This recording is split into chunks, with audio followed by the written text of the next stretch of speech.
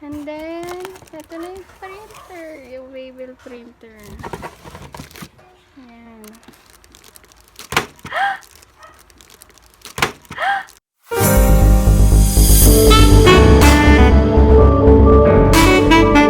Hi guys! Welcome back to my channel. So for today's vlog, ang gagawin natin ay mag-unboxing tayo ng Waybill printer. Yan. Yung Waybill printer, ito yung ginagamit sa pagpiprint ng mga Waybill kapag umu-order kayo sa mga online app like Lazada or Shopee. Yan. So, sa Shopee kasi, naglabas ng notice na kailangan seller na daw ang magpiprint ng sarili nilang Waybill. Kasi dati, carrier lang. Pero, bago pa lang din naman akong seller. Kaya yan. Ganito yung itsura ng Waybill. Yan. So, let's go!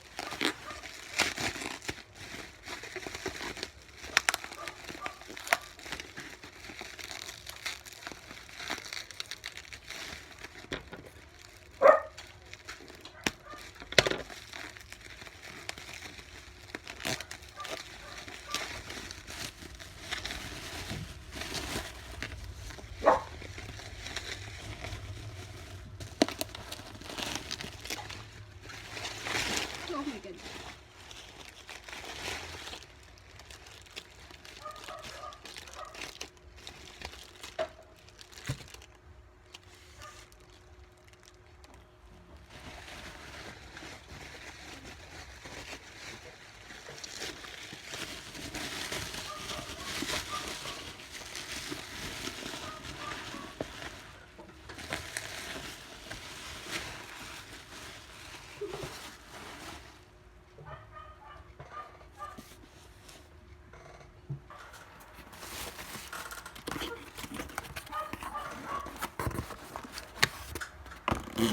So, ayan.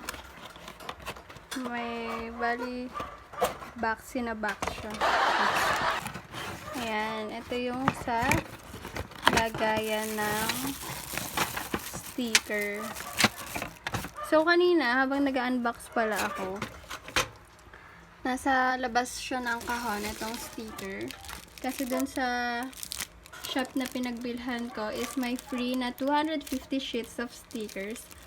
So, yan. Ilalagay ko na lang sa link kung saan, ay sa description box kung saan ko siya nabili.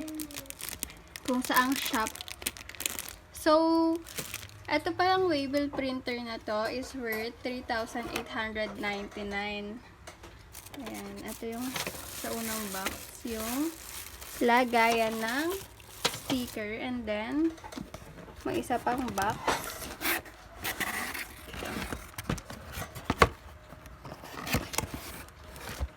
So, yung shop na yun is nakita ko kasi nanonood din ako ng vlogs na ni The Vegetarian TV. So, dun ko din kinuha yung link kung saan siya bumili. So, I believe this is ito yung charger. Ayan, switching adapter. And then, ito, connector. Ayan. So, yun yung laman ng second box. Balik natin. Parang hindi nakakalat. Tapos, syempre yung huli. Ito may manual. Tapos yung printer CD. Driver CD free. Tapos ito yung manual. Actually, meron din siyang sinend na naka Google Drive na manual. So, may soft copy and may hard copy siya.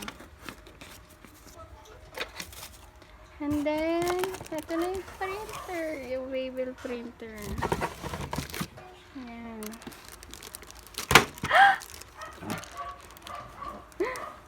Sorry guys, I'm so clumsy. Ayan. So, yeah, ayan.